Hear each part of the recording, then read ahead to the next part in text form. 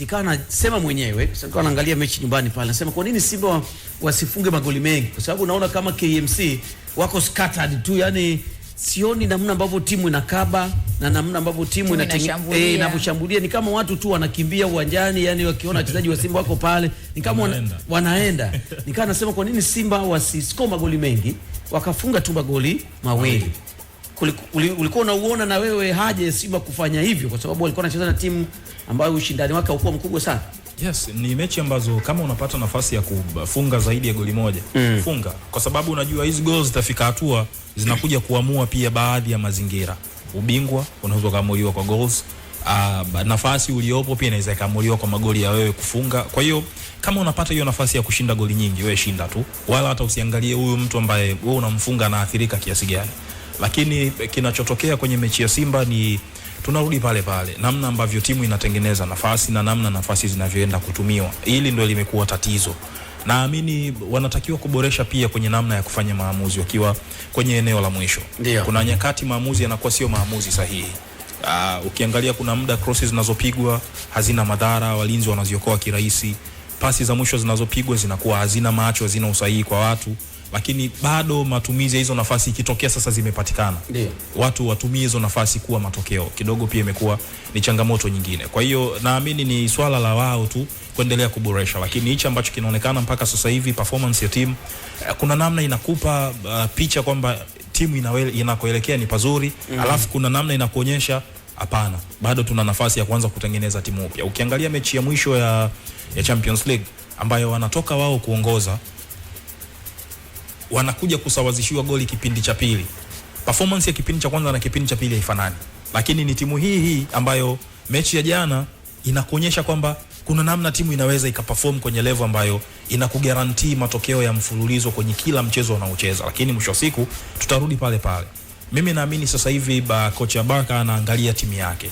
Ndio maana leo unaona kuna wachezaji wanapata nafasi ya kwanza, kuna mechi zinazokuja wapati nafasi ya kwanza, ni kwa sababu anahitaji timu ambayo nikisema hii ndo timu yangu ya kwanza, yani nikiamka asubuhi nina mechi na mtu yoyote, jeshi langu nalijua ni lipi. Lakini sasa hivi ukimuuliza timu yako ya kwanza ni ipi, leo utashangaa ikitokea Nangu yuko sawa, anaweza kaondoka na Nangu na Deruk, kesho akaamka na Nangu na Toure. Yani yeye anatafuta timu ya kwanza ili apate uhakika wa matokeo, kwa sababu kinachotafutwa ni matokeo yenye muendelezo, na hayo matokeo hizi kuja kama una performance nzuri. Kwa hicho ambacho kinatokea kwenye mechi ya jana, yes, intensity ya KMC inaweza isikupe picha kamili kwamba timu imefikia wapi, lakini kile ambacho mnakifanya mazoezini mnataka kitokee kwenye mechi, ukiangalia kinaweza kutokea kwenye hiyo njia. Kwa hiyo mimi naamini timu bado iko kwenye matengenezo. Siwezi kuwa kwenye matengenezo na unacheza na timu ambayo pengine intensity yake iko chini, timu ya kawaida tuseme. Yes. Si ndio mechi ambayo sasa ni rahisi kutuonesha kwamba setup yako ya namna ya kucheza iko hivi. Yaani tuanze kuiona ukiwa unacheza na KMC. Na ndio maana hata walimu wengi wanapoanza pre-season na mechi za kawaida wanacheza mechi za kawaida, ili angalau waone timu yake inavyoelekea. Je, Simba kwa walivyocheza na KMC jana, ulikuwa unaona kabisa kwamba timu hii ina uimara sehemu hii, mapungufu ni sehemu hii? At least wakija kukutana na Yanga ama timu yote kubwa ni rahisi kwa hukumu, lakini jana ni kama bado na wenyewe yani iliyatoka ni nyingi sana. Naamini kwenye eneo la kiungo kuna namna wanani impress. Kwenye eneo la kiungo. Yes, kuna namna wanani impress. Kuanzia kwa Kagoma, ukiangalia the way Chama jana ambavyo amecheza, ni tofauti na picha ya Chama ambaye mimi nilikuwa namfikiria. Jana unamuona anashuka kabisa kwenye eneo la upande wa kushoto, alikuwa anacheza kibabage.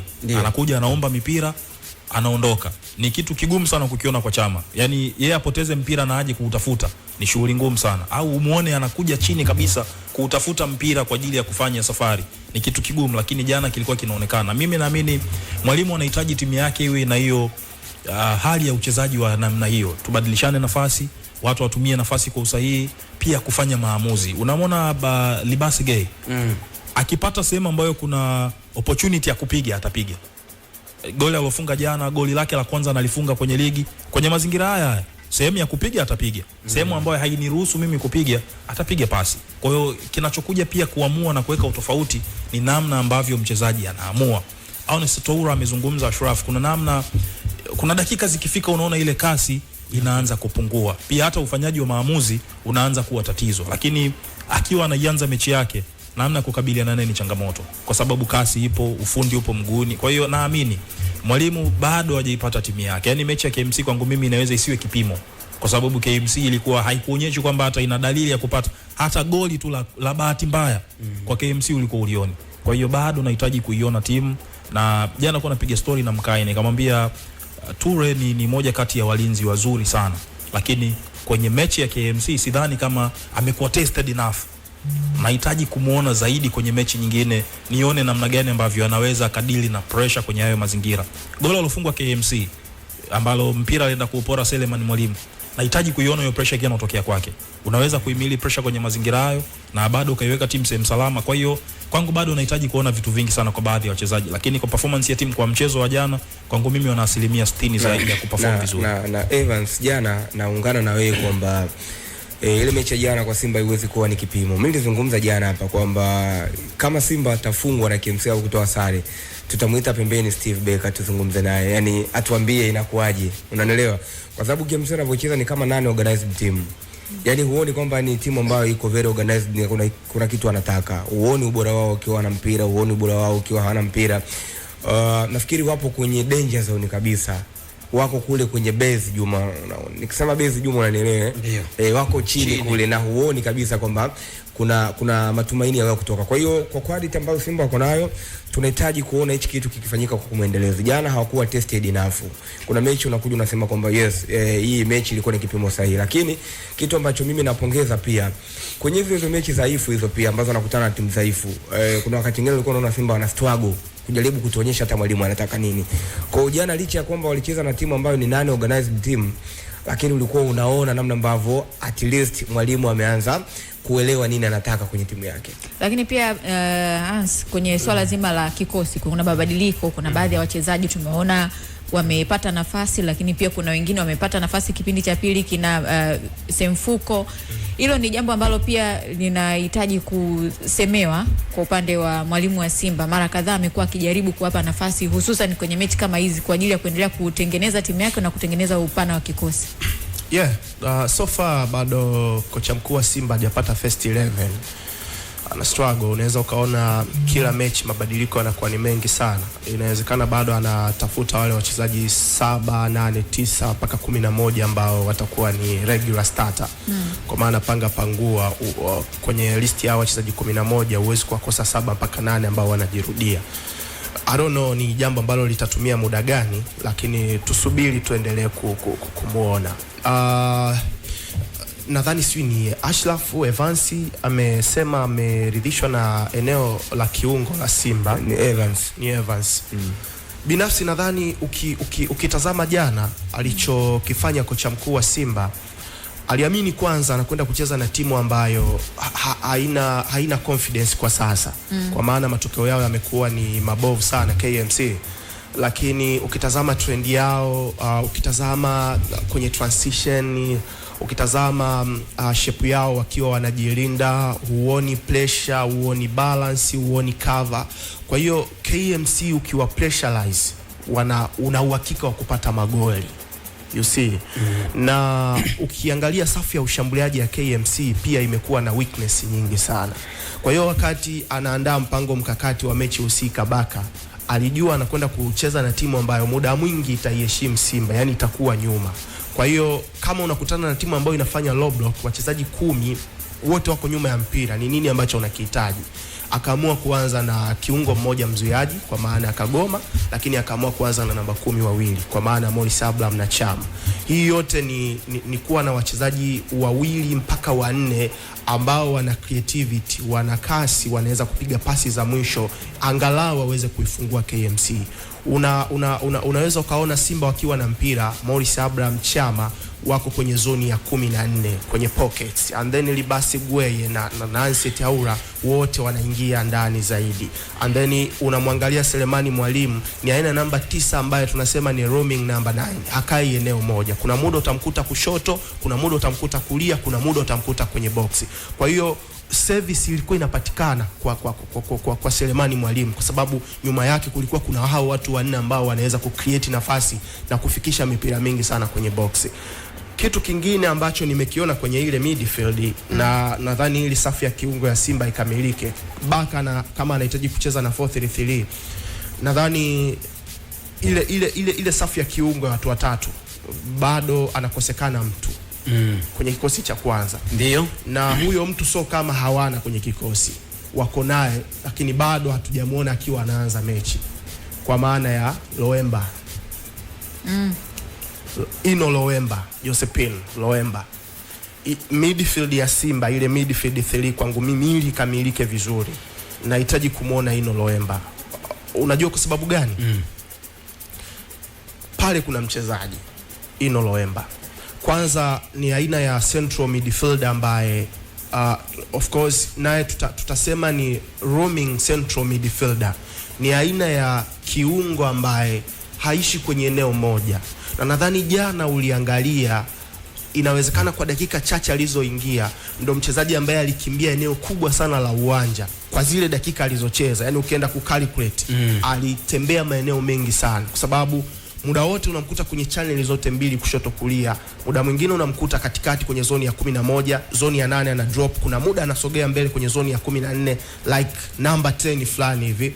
Na huwezi kufanya hivyo kama positioning awareness yako ni ndogo. You understand? Na hata ukitazama anavyopiga pass, akipiga medium pass anaonesha kwa kidole, bana nirudishie. Na unajua unapotoa pass, kuna mchezaji anaweza akatoa pass tayari yuko under pressure afu akaganda eneo lile lile, lakini akitoa pass unaona ana scan, anarudi pembeni kidogo, tayari amemwacha opponent. Kwa hiyo wewe ambaye umepata pass, una option ya kupeleka pasi mbele au kurudi kwake, kwa sababu tayari amescan nafasi. Positioning awareness ya Ino Loemba ni hali ya juu sana. But nimeangalia pia anaweza kutumia miguu yote miwili. Ukiacha na hizo pasi fupi, pasi za kati, bado alinionyesha pia anaweza kupiga pasi ndefu. Na ni aina ya kiungo ambaye nimemwona yuko energetic. Huwezi kuwa una cover eneo kubwa sana la uwanja kama wewe sio energetic. Alionekana ana hiyo energy. Kwa hiyo nikimprofile kwa haraka na muona anaweza kuwa ni kiungo ambaye ni conductor zaidi. Sasa anaweza kutumiwa vipi sasa kwenye ile kwenye eneo la katikati ya viungo watatu, sio ambao mwalimu ana opt kwenda kwanza nao? Well and good. Kwangu mimi nadhani midfield ya Simba inahitaji kuwa na defender, conductor, creator ili kamilike. Defender Kagoma, si ndio? Si Kagoma ndo mwalimu anampenda zaidi as a 6 kwa sababu naturally Kagoma ni destroyer. Ni aina ya kiungo ambaye atafika kwenye maeneo, atafanya challenge, atapiga zile pegs kwa Kiswahili sijui niweke vipi. Pegs ni kama vigingi fulani, kupiga vigingi. Kagoma of course anafanya hayo majukumu vizuri. Kwa ukiwa na Kagoma defensively unaweza kuwa na hiyo balance. Sasa mbele ya Kagoma unahitaji kuwa na conductor, huyo mtu ambaye atakuwa anachezesha timu. You understand? Kitu ambacho Ino Loemba amenionyesha anaweza kufanya. Then unaweza kuwa na creator, Chama. Okay. You understand? Unaweza kuwa na Chama. Msiache kuwafafanulia watu mbunifu. Sawa. Nilikuwa nataka kusema tu mnavowapanga hapo juu sasa. At least msiache kuambia watu hizo position kwa Kiswahili watu wao wanaelewa. Kwa mfano kama hapa Kagoma atakuwa chini namba 6 anakaba, manake kuna box to box, sio? Yani huyu kama Loemba asimama au namba 8 au namba 10, huyo creator ambaye anaongelea hapo, nafikiri Chama ndo ana uwezo kukaa hapo. Sasa manake kwenye timu ya Hans Raphael hapo Morris Abraham pamoja na Nabi kama watatusubiri kidogo hivi. Na sio kama watasubiri, ita depend pia na opponent ambaye unakutana naye. Na ututengeneze muundo sasa. Huo muundo kimuonekano. Unajua muundo mwisho siku wakati mwingine muundo hauchezi. Sawa, lakini huo muundo watu wanataka kuuona kwamba mwalimu atakuwa na defenders 4, sio? Anapopenda kuanza na afu katikati ana watu 3, sio? Yes, alafu juu naye of course kama hicho kiungo nilichokutajia cha watu 3 unaweza kucheza kwenye 4-3-3, unaweza kucheza kwenye 4-2-3-1. Itadepend na opponent unayekutana naye. Kwa mfano kwenye 4-2-3-1 ndio kwa maana ya 4 2 3 1 utakuwa na Kagoma, then nitakuwa na Ino Loemba, lakini Ino ana license ya kwenda juu na kushuka, kwa maana ya box to box. Okay. Up and down. Ana huo uhuru wa kwenda. And then kutokana na uwezo wake wa kupass mipira, kupiga pasi fupi, pasi za kati, pasi ndefu, anaweza pia akampunguzia majukumu Chama ya kuwa anashuka zaidi kuja kuchukua mipira maeneo ya chini. You understand? Kwa hiyo Chama au Morris Abraham, yeyote atakayekuwa ameanza kwenye position ya number 10, jukumu lake kubwa sana itakuwa ni ubunifu. Umeona? Lakini mwalimu akiamua kucheza kwenye 4-3-3, kwa maana unakuwa na kiungo chenye triangle ambayo imeangalia chini. Kagoma atasimama kama single 6 kwa maana ya namba 6 mwenyewe. Then Ino Loemba na Chama au na Morris Abraham watacheza kama namba 8 wawili au namba 10 wawili. Whatever utakavotaka kucheza, ina depend na opponent unayekutana naye. I think ni midfield ambayo inaweza kuwa imebalance zaidi kwa upande wa Simba. Kitu kingine, jana nadhani Simba ukitazama kikosi chao, of course unaona quality, yani mchezaji mmoja unaona ubora uko pale, but narudia tena, uwezi kushinda mechi ya mpira wa miguu au uwezi kucheza mpira mzuri na kupata matokeo makubwa zaidi kwa kutegemea quality peke yake. Unahitaji intensity. Wenzangu wamezungumza hapa, kuna namna baadhi ya wachezaji wa Simba wanavyoanza dakika ya kwanza kwenda dakika ya 50, dakika 60, unaona upepo unafanyaje? Unapungua. Of course, hawawezi kucheza kwa intensity ile. Sasa nimewahi kuiona Simba ambayo wapinzani wengi hawakutamani kukutana nao, kwa sababu ni Simba ambayo ilikuwa inaweza kudictate mchezo kuanzia dakika ya kwanza mpaka dakika ya mwisho. Kwa nadhani kwenye issue ya intensity mwalimu anatakiwa kufanyia kazi. Lazima timu icheze kwa intensity muda mrefu sana, kisha kwamba wanawafanyisha makosa wapinzani. Jana mwalimu alihitaji kuoverload maeneo ya pembeni. Na utaelewa kwa nini mwalimu alikuwa anapambana sana kumpata Kibabage. Kwa sababu Kibabage ni aina ya fullback ambaye ni ana uwezo mkubwa sana wa kwenda mbele. Tunasema ni hybrid fullback. Fullback wa kisasa ambao kwenye kufanya overlapping movements na underlapping movements, kwa maana kuingia ndani wakishavuka mstari wa katikati, Kibabage anakuofa hicho kitu, kwa sababu amewahi pia kutumika kama winga. Kwa hiyo mwalimu alikuwa anahitaji kuwa na mafullback wawili ambao wanaweza kukumbatia mapana ya kiwanja. And then Libase Geye na Anset Yaula lazima wawe huru kuzishambulia zile pockets, kwa maana kuingia ndani zaidi na kufanya vitu vitokee.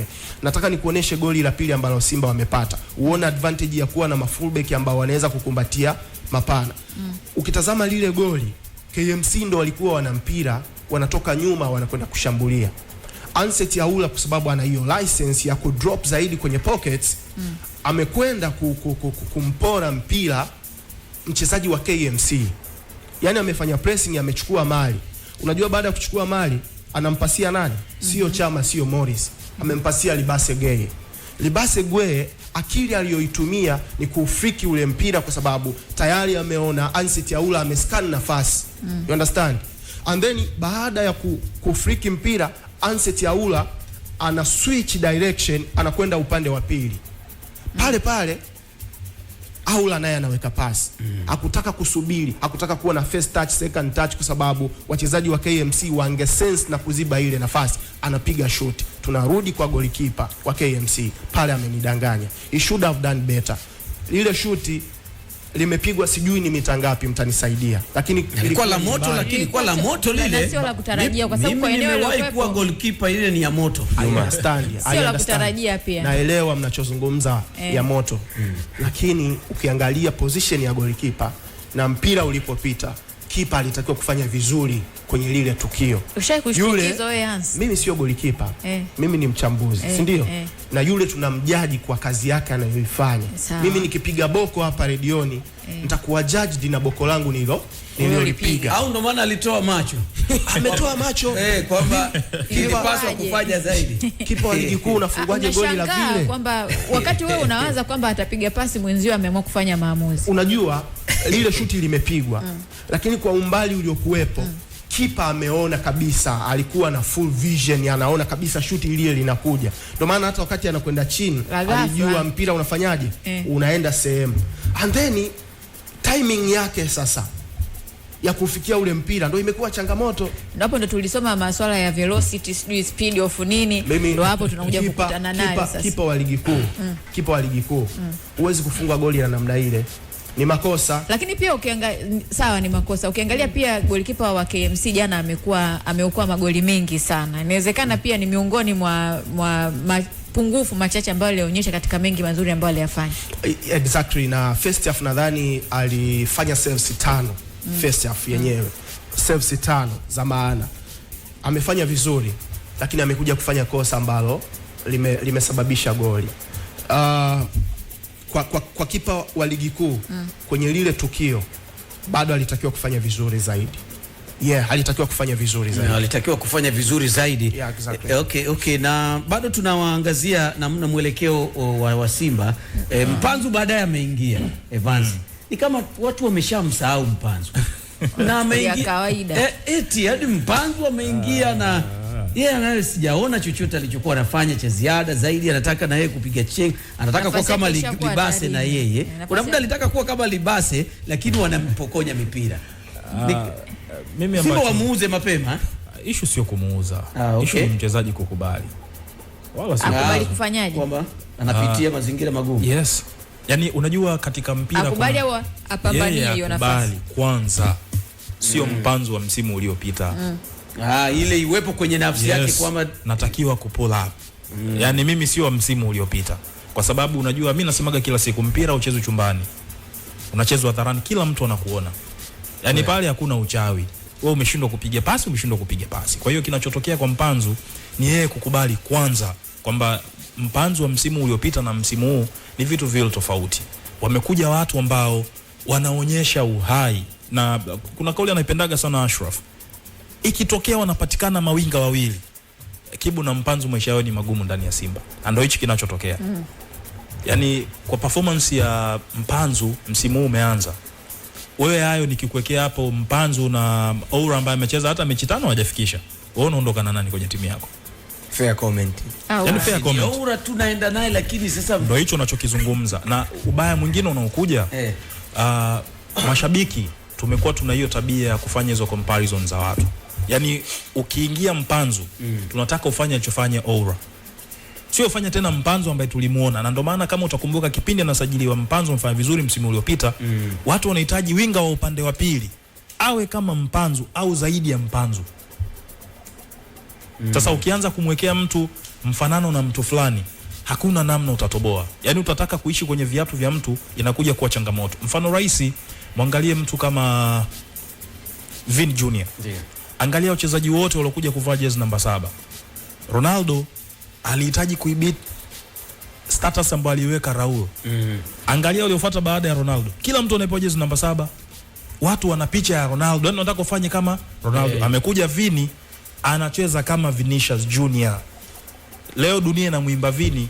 Haimbi jezi namba 7 ilivaliwa na Ronaldo. Watu wanamuimba Vini kwa sababu Vini anachokifanya. Kwa hiyo hata kwa Mpanzu, yeye aitafute game yake tu. Ifike mahali kazi baki kwa mwalimu. Ni mimi au Oura atakayeanza kwenye upande wa kushoto. Lakini ukianza kucheza kwa sababu ya kutaka kuapprove watu wrong. Ukiangalia jana amejaribu kufanya chenga kama 2-3. Zote anajikuta na watu mpira. Watu wanaondoka. Yaani mtu hakukabi. Unahangaika mwenyewe mpira unamwekea mtu mguuni wanaondoka. Kwa hiyo mimi naamini hii pia ni pressure ambayo imekuwa inaendelea kumtafuna, na kitu kingine kizuri kwa upande wangu mimi. Mpanzu kuendelea kukaa nje inaendelea kumtengeneza. Kweli kumpunguzia pressure hii ya watu ambacho wanapotea pia. Inampunguzia au inamuongezea? Lakini kwa namna ambavyo inampunguzia pressure. Na anapotea pia. Juma, mimi kupotea ni maamuzi yako sasa. Yaani kupotea ni maamuzi yako. Lakini kinachotokea, unajua ukiwa unaondoka kwenye midomo ya watu, kidogo unakuwa unaishi kwenye comfort zone. Siku ukirudi ukija umeboresha kiwango chako, watu watarudi tu kukuzungumza. Unaboreshia wapi? Siku kwenye mechi ndio watu wanataka kuona. Ndio hicho ninachokizungumza. Ndio mechi ndio hiyo umepewa, umepiga chenga zote 4, watu wameondoka nazo. Ndio nasema hayo. Mpanzu anajua anachokifanya. Kwa taarifa ambazo mimi niko nazo ni kwamba Mpanzu alikuwa anahitaji kuondoka Simba. Sijui unanielewa. Hizo ni ambazo ni za kwako. Ni za kwangu ambazo hazijathibitishwa na klabu. Lakini nazungumza kama tetesi Juma, kwa sababu hawajathibitisha klabu, lakini Mpanzu hayuko happy kuendelea kusalia Simba. Kwa hiyo unaelewa wakati mwingine mchezaji akiwa yupo kwenye kituo ambacho yeye yuko willing kuendelea kusalia hapo, wakati mwingine hata anaweza kawa na underperform kwa sababu anataka kuondoka. Unaelewa? Yani haiwezekani tu from nowhere Mpanzu aka drop to that extent. Sijui unaelewa? Yani kama yeye mchezaji aliufuata uongozi kuomba kwamba bwana mimi nahitaji niondoke, na watu wakamwambia bado si wewe, tupo kwenye plan na wewe, maana yake mwisho wa msimu ataondoka kama mchezaji huru. Kwa hiyo inawezekana kuna zile kushuka kiwango wakati mwingine, lakini yeye pia mwenyewe hayuko happy kuendelea kusalia Simba. Basi I think nakubaliana na Ashraf. I don't think kama Elie Mpanzu Kibisawala ni kweli ana mapenzi ya dhati tena na Simba. Of course this January kwa maana ya ili dirisha dogo alitaka kuondoka, na vyanzo vyangu vinaripoti kwamba aliwaambia kama hawatomuuza basi hataongeza mkataba mwingine. But pongezi pia mkataba wake si ni mwishoni wa msimu alikuwa na miaka miwili na nusu. Miwili na nusu I think so. Kwa mwaka miwili na nusu. Yeah.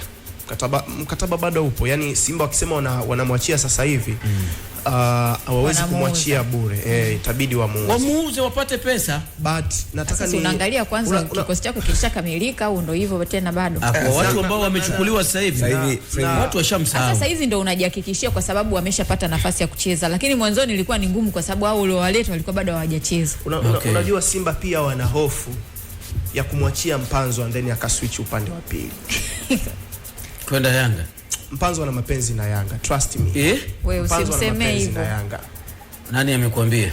Mimi naweza nikakwambia Mpanzu ana mapenzi na Yanga. Hapo naita taharuki. Mwili wake huko Simba, roho Yanga. Sio taharuki. Unajua Hans yule ana mkataba unajua Alafu iko hivi. Yani ngoja nimalizie. Unajua kama mimi ni kiongozi wa Simba, alafu mchezaji wangu ana mkataba wa kuitumikia timu yangu na anahitaji kuona energy yake uwanjani na anafahamu bora aliyokuwa nao. And then nasikiliza hapa Crown, namsikia Anza ananiambia kwamba mchezaji wangu ana mapenzi na Yanga. Si hiyo ni swala la kihisia. Alafu nikiangalia performance, of course unajua sasa hivi ame-underperform tangia msimu uliopita unajua. Yani performance ya Mpanzu inasikitisha kweli kweli yani. Yani unaangalia unasema huyu mtu nini kimemtokea? Maana yake kama tunaweka doti, ulikuwa unataka kuondoka. Kuna moment ilikuwa unasikia upande wa pili pia anakuhitaji. Maana yake ni kwamba hata wewe pia uwanjani huko unashinda. Alafu unasikia tena Hansi anasema yes, kwamba huyu mchezaji ana mapenzi na Hansi anasema kwa maoni yake. Lakini Hansi ana vyanzo vingi. Sio maoni. Hayo ni maoni yake bwana. Hayo sio maoni bana. Kwani wewe uko moyoni kwa Mpanzu kusema unajua kwamba huyu sasa anataka kwenda huko? Hansi anasema na uhakika. Sio maoni. Kwa maoni yake, kwa mtazamo wake kulingana na vitu vinavyoenda, sio fact. No, sio fact. Ni maoni. Shilafu bwana. Lakini sasa Jessica, hii sio fact, ni maoni. Okay, ngoja nimalize. Mfano sawa, wakati Hansi unamaliza, unajua wewe mapenzi yako, mimi sitaki kuzungumzia maoni kwenye mapenzi yako. Maana ushawahi kumwambia mtu kwamba roho yako iko sehemu fulani. Labda atuambie kama amewahi kuambiwa. Nataka niwape mfano mmoja mdogo sana. Kwa mfano Cole Palmer. Inajulikana kabisa ni shabiki mkubwa wa Manchester United. Lakini leo anafanya kazi wapi? Chelsea. Yeye ni big supporter wa Man United. Yuko Chelsea anafanya kazi. Yule sio tu supporter, kazaliwa Manchester. Kinachoendelea pale ni professionalism. Wiki kadhaa zilizopita, of course media nyingi zimeripoti mpaka kocha wa Chelsea akaja kuzungumzia kwamba Cole Palmer hayuko happy kubaki Chelsea na anatamani kurudi Manchester.